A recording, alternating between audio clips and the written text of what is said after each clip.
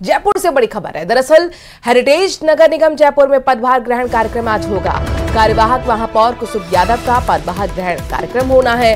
पदभार ग्रहण कार्यक्रम के लिए विधायकों को भी आमंत्रित किया गया है और साथ ही कई पदाधिकारी भी पदभार ग्रहण कार्यक्रम में मौजूद रहेंगे। आज कार्यवाहक महापौर कुसुम यादव सुबह 11 बजे करेंगी पदभार ग्रहण। तो फिलहाल आपको बता दें कि हेरिटेज नगर निगम जयपुर को फिलहाल कुसुम यादव के रूप में एक नई महापौर मिली हैं, कार्यवाहक महापौर रहने वाली हैं और कल मुख्यमंत्री भजनलाल शर्मा से मुलाकात की थी, उनका आभार जताती हुई नजर आई थी। दरअसल आपको मैं जानकारी दे दूं कि जयपुर नगर निगम हेरिटेज की महापौर मुनेश गुर्जर के निलंबन के बाद नजरें थी कि सूबे की आगे जिम्मेदारी कौन संभालेंगी। ऐसे में कुसुम यादव का नाम जो है वो सामने आया है और कल कुसुम यादव ने मुख्यमंत्री से मुलाकात के बाद सभी का धन्यवाद भी ज्ञापित किया है। अब आगे आज कार्यक्रम रहेगा, विधायकों को आमंत्रित किया गया है।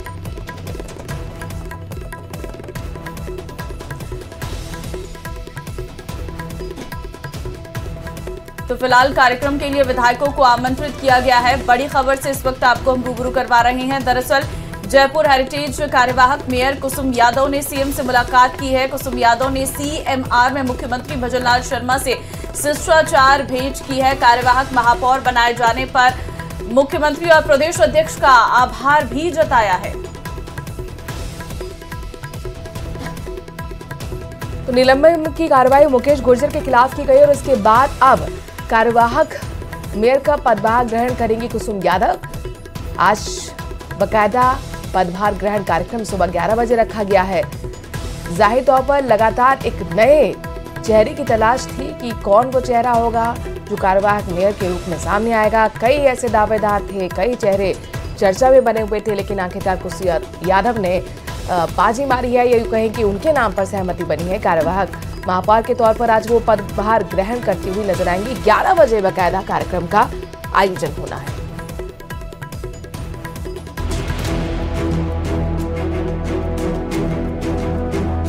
तालमेल देखने को मिलेगा कांग्रेस भाजपा के पार्षद 100%, क्योंकि आप देख सकते हैं मेरे आने से पहले तो कांग्रेस के पार्षद यहाँ आ गए थे भारतीय जनता पार्टी के परिवार में, तो जरूर आपको तालमेल देखने को मिलेगा।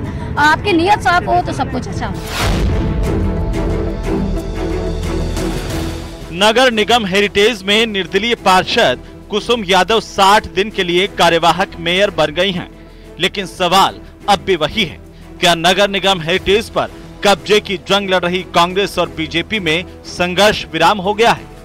और क्या कुसुम यादव को कांग्रेस का 100% समर्थन मिलेगा? कुसुम यादव आश्वस्त कर रही हैं कि नगर निगम हेरिटेज में बीजेपी की स्थिति अब मजबूत हो गई है, क्योंकि 99 पार्षदों वाले नगर निगम हेरिटेज में अब बीजेपी के पार्षदों की संख्या 52 हो गई है, यानी बहुमत से 2 अधिक।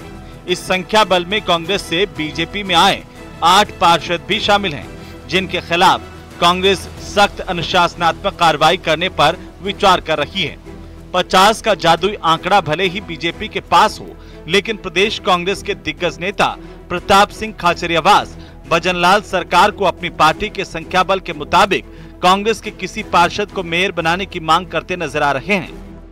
मैं बीजेपी की सरकार से कहूंगा कि आपको याद होगा जब ग्रेटर नगर निगम में मेयर का मामला हुआ था, तब हमने बीजेपी का बहुमत है ग्रेटर नगर निगम में, इसलिए हमने बीजेपी की कार्यवाहक मेयर शील दबाई को बनाया था। अब बीजेपी की सरकार की जिम्मेदारी है, क्योंकि हेरिटेज नगर निगम में कांग्रेस का बहुमत है, इसलिए आप कांग्रेस की मेयर बनाइए, कांग्रेस की किसी भी पार्षद को आप मेयर बनाइए और उसके बाद आप तो चुनाव कराओगे तो आप भी आइए, हम भी आएंगे, तब मुकाबला करेंगे।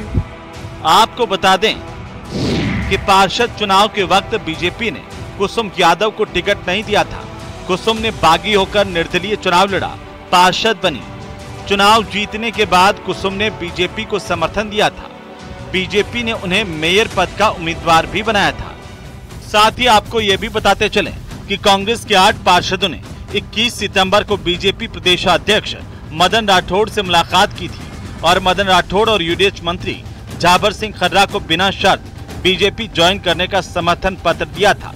कुल मिलाकर बीजेपी हेरिटेज निगम में अपना मेयर बना सकती है, क्योंकि निगम में दल बदल कानून लागू नहीं होता। न्यूज़ 18 राजस्थान के लिए जयपुर से अरबाज अहमद की रिपोर्ट।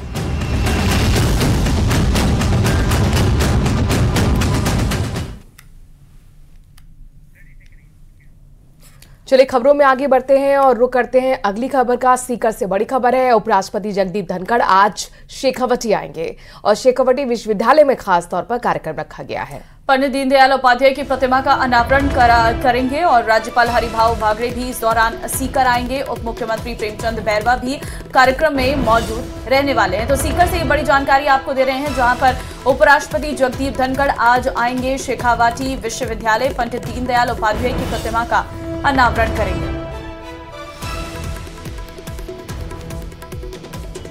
अगली खबर की ओर रुख करते हैं। बीजेपी सांसद सीपी जोशी ने लोकसभा स्पीकर को पत्र लिखकर राहुल गांधी का पासपोर्ट निरस्त करने की मांग की है।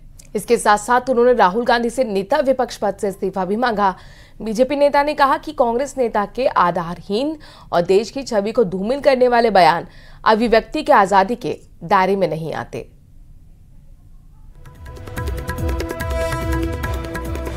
कांग्रेस और कांग्रेस पार्टी के नेता लगातार विदेश में जाकर भारत के खिलाफ, भारत को नीचा दिखाने का, इस देश को नीचा दिखाने का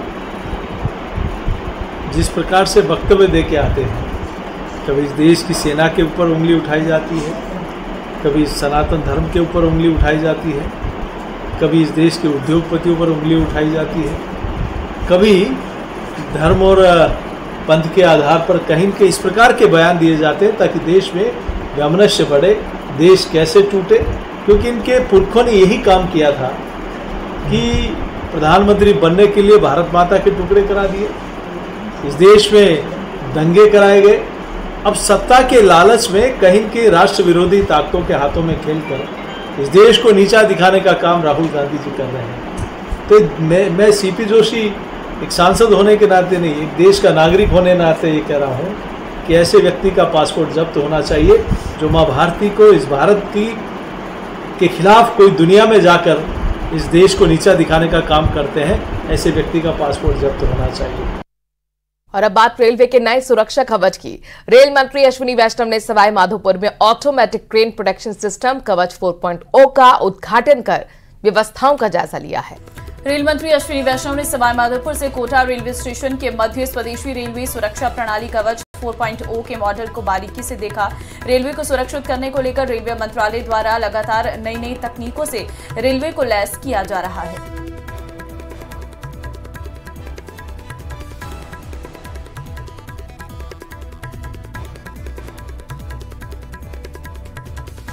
बहुत गौरव की बात है कि त्रिनेत्र गणेश जी महाराज के सवाई माधोपुर से कवच 4.0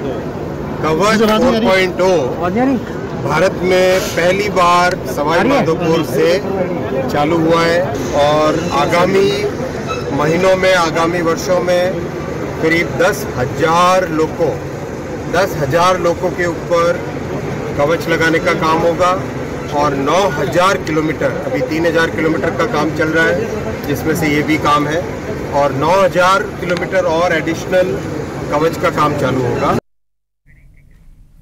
राजस्थान लोक सेवा आयोग फर्जीवाड़ा कर बिना योग्यता के आवेदन वाले पर एक्शन में जुट गया है। आयोग ने संस्कृत शिक्षा विभाग में बिना क्वालिफिकेशन के भर्ती परीक्षा के लिए आवेदन करने वाले 14 कैंडिडेट्स को चिन्हित किया। उनके खिलाफ आरपीएससी कोर्ट में रिपोर्ट पेश करने की कार्रवाई को लेकर तैयारी भी कर ली है।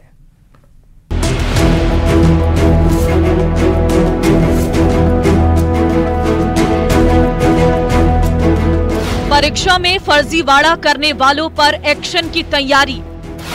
बिना क्वालिफिकेशन आवेदन करने वालों पर होगी एफआईआर। फर्जी कैंडिडेट्स के खिलाफ कोर्ट जाएगा आरपीएससी।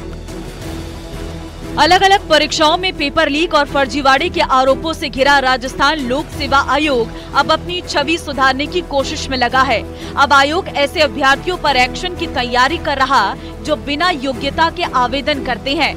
आरपीएससी ने असिस्टेंट प्रोफेसर संस्कृत शिक्षा विभाग में आवेदन करने वाले 14 ऐसे कैंडिडेट्स की पहचान की है जिन्होंने बिना क्वालिफिकेशन की भर्ती परीक्षाओं में आवेदन किया। आयोग ऐसे अभ्यर्थियों के खिलाफ कोर्ट में रिपोर्ट पेश कर कार्रवाई करेगा। इसके लिए 2 राज्यों के 14 कैंडिडेट्स को चिन्हित किया गया है। इनमें जयपुर के 5, अलवर के 2, उत्तर प्रदेश के 2 और बांसवाड़ा, चूरू, धौलपुर, पाली और दौसा के 1-1 कैंडिडेट शामिल हैं। परीक्षाओं में फर्जीवाड़ा रोकने के लिए आरपीएससी लगातार ठोस कदम उठा रही है और अभ्यर्थियों को भी चिन्हित किया जा रहा है। इससे पहले भी कई बार मुकदमे दर्ज किए गए हैं और उन पर कार्रवाई भी की गई है। इस वक्त जो है आरपीएससी जो है संस्कृत विभाग के उन अभ्यर्थियों को चिन्हित कर रही है जिन्होंने योग्यता नहीं होने के बावजूद भी फॉर्म भरे। ऐसे 14 लोगों को चिन्हित किया गया है और उनके खिलाफ अब न्यायालय में जाने का फैसला लिया है। इस मामले में उनको 1 साल की कैद और 10,000 रुपये का जुर्माना भी लगाया जा सकता है।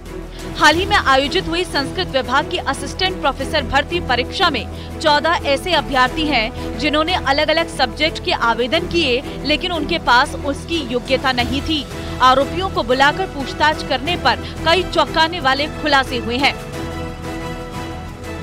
पूछताछ में पता चला कि अभ्यर्थियों को इस बात की जानकारी ही नहीं है कि उनका आवेदन किसने किया और जिन्होंने आवेदन किया उनके पास उस सब्जेक्ट की योग्यता ही नहीं थी।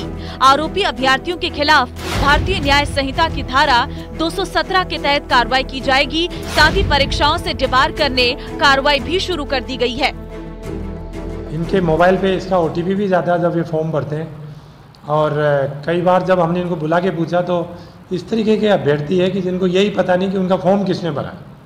इस तरीके की कैजुअल एटीट्यूड और इतनी लापरवाही और इनको कौन आदमी इनको कहाँ पे कोई इनको यूज़ कर रहा है, इनका फॉर्म कौन भर रहा है, तो हम इसकी तह में जा रहे हैं। और जितने भी इस तरीके के नॉन सीरियस कैंडिडेट्स हैं वो न केवल आयोग की कार्यप्रणाली को प्रभावित करते हैं बल्कि उनका कोई हिडन एजेंडा भी हो सकता है, तो उसको हम लगातार ढूंढ रहे हैं। सभी 14 अभ्यर्थियों ने संस्कृत शिक्षा विभाग में असिस्टेंट प्रोफेसर की परीक्षा के लिए 5 से 15 विषयों में आवेदन किए थे। आरोपी अभ्यर्थियों को 1 साल की जेल और 10,000 रुपये तक का जुर्माना हो सकता है। आपको बता दें कि हाल ही में आयोजित असिस्टेंट प्रोफेसर संस्कृत शिक्षा विभाग के 200 पदों के लिए वैकेंसी निकाली गई थी। 8 से 19 सितंबर तक संस्कृत शिक्षा विभाग में असिस्टेंट प्रोफेसर के एग्जाम के लिए 37,918 ने आवेदन किए थे। इसमें केवल 8,385 परीक्षा देने आए। ऐसे में यह अनुपस्थिति क्यों रही, इसे लेकर भी कैंडिडेट की दस्तावेज चेक किए जा रहे हैं। वहीं आरपीएससी के सेक्रेटरी रामनिवास मेहता का कहना है कि ऐसे लोग परीक्षाओं में व्यवधान पैदा करते हैं और इनके कारण कई खर्चा भी होता है। लाखों रुपए का खर्च जो है इनके कारण होता है। ऐसे में परीक्षाओं पर अंकुश लगाने, नकल रोकने और फर्जीवाड़ा रोकने के लिए लगातार ठोस कदम उठाए जा रहे हैं। इसी कड़ी में इस कदम को भी माना जा रहा है जिससे कि शुचिता के साथ परीक्षाओं का आयोजन किया जा सके। कैमरा पर्सन कौशल सेन के साथ अशोक सिंह, न्यूज़ 18 अजमेर। प्रदेश में मिलावट के खिलाफ हो रही कार्रवाई अब सवालों के घेरे में भी आ गई है। पहली बार एक ढाबा संचालक की ओर से सैंपल के रिजल्ट आने से पहले वीडियो जारी करने पर खाद्य सुरक्षा विभाग को घेरा गया है। ये रिपोर्ट देखिए।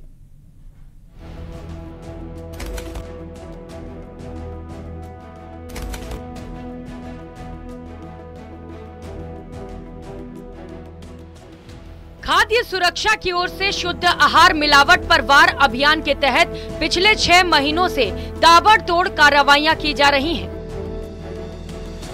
बड़े बड़े रेस्टोरेंट हो या फिर मिठाई शॉप या जूस सेंटर, विभाग की कार्रवाइयों से कोई भी अछूता नहीं है।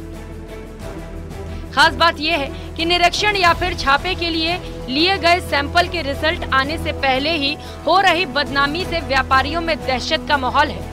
लेकिन अब विभाग की ओर से की जा रही बदनामी के खिलाफ आवाज उठने लगी है। पूरे मेरी दुकान में घुस गए, जांच की, वह वीडियो बनाने लग गए। मेरे द्वारा उन्हें रोका गया कि आप वीडियो नहीं बनाए, इससे मेरी इमेज पे, मेरे धंधे पे फर्क पड़ेगा। वह नहीं माने और उन्होंने वीडियो बनाया। एक कलर का उनको डब्बा मिला, वो मुझे बोले ये कलर दीवारों पर यूज लिया जाता है। दीवारों पे कलर जो यूज लिया जाता है वो कलर अलग होता है, होली पे जो कलर यूज होता है वो कलर अलग होता है। ये जो कलर इनको यहाँ से मिला है ये ना तो सब्जियों में यूज लिया जा रहा है, ये केक व पेस्ट्रियों पे यूज लिया जाता है जो मल्टीनेशनल कंपनियां बना रही है। आज हर घर के अंदर कोई भी मसाला या नमक यूज लिया जा रहा है वो मल्टीनेशनल कंपनियां ही बना रही है, हम तो खुद बना नहीं रहे। अगर आपको छापा मारना है या कार्रवाई करनी है तो आप मल्टीनेशनल कंपनियों पे कार्रवाई करें। बता दें कि मीडिया में खबर आने के बाद ढाबा संचालक ने खाद्य सुरक्षा विभाग की कार्रवाइयों पर सवाल उठाए हैं। ढाबा संचालक का कहना है कि सैंपल की रिपोर्ट आने से पहले क्यों बदनाम किया जा रहा है।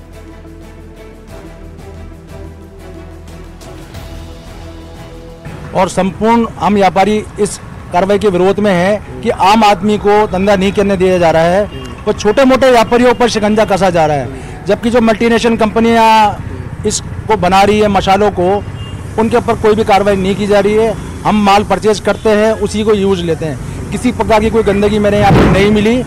और अगर ये कहते हैं कि हमने सैंपल लिए, तो ये सैंपल फॉरेंसिक लैब में जाके जांच हो, जांच होने के बाद अगर उसमें यह आता है कि ये गलत है तो हमारे ऊपर कार्रवाई हो। जयपुर शहर में खाद्य सुरक्षा विभाग की कार्रवाइयों का हल्ला ज्यादा है, इसीलिए जयपुर में विभाग के एक्शन की बात करें तो जयपुर CMHO प्रथम के क्षेत्र में इस साल जनवरी से लेकर अगस्त माह तक कुल 467 खाद्य निरीक्षण किए गए हैं, जिसमें एक्ट के तहत 404 सैंपल लिए गए हैं। इस दौरान 98 सैंपल सब स्टैंडर्ड पाए गए हैं, तो महज एक सैंपल मिस ब्रांड पाया गया है, वहीं सिर्फ 19 सैंपल अनसेफ पाए गए हैं। किस प्रकार के रिजल्ट अब तक सामने आए? हमारे यहाँ CMHO के अधीन जितने भी फूड इंस्पेक्टर्स हैं, इन्होंने जगह जगह जाके कार्रवाई की है, जिसमें कि हमने खाद्य निरीक्षण 465 किए हैं और एक्ट के तहत जो है 404 हुए हैं। सब स्टैंडर्ड उसमें से हमें 98 पाए गए, मिस ब्रांड 1 था, अनसेफ 19 थे, ये अशुद्ध पाए गए थे नमूने। और हमने न्यायालय में ADM को 78 केसेस भेजे, CJM को 5 और न्यायालय द्वारा जो निर्णय हुआ है उनमें 20 को फाइन हुआ है और लगभग 2.5 लाख रुपए का जुर्माना प्राप्त किया। इतनी कार्रवाइयों के बाद ज्यादातर प्रतिष्ठानों के सैंपल पास हो रहे हैं, लेकिन सैंपल पास होने के बाद इसकी जानकारी सार्वजनिक नहीं की जा रही। ऐसे में दबे स्वर से व्यापारियों का कहना है कि खाद्य सुरक्षा विभाग सिर्फ बदनामी की कार्रवाई कर रहा है। न्यूज़ 18 के लिए जयपुर से सौरभ गृहस्थी की रिपोर्ट। तो वहीं भरतपुर जिले में एक ऐसा गांव है जो आइलैंड में तब्दील हो चुका है और 80 घर पानी में डूब गए हैं और लोगों का जीना तक मुहाल हो गया है। पानी से घिरे इस गांव के लोगों की स्थिति क्या है, किस तरीके से जिंदगी गुजर बसर कर रहे हैं, इस रिपोर्ट में देखिए।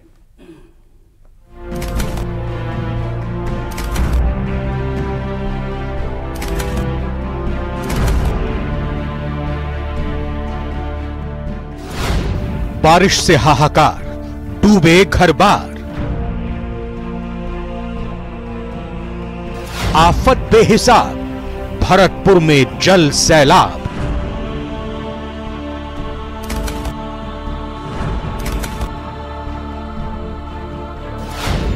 गलियों में चली नाव, बाढ़ से घिरा गांव।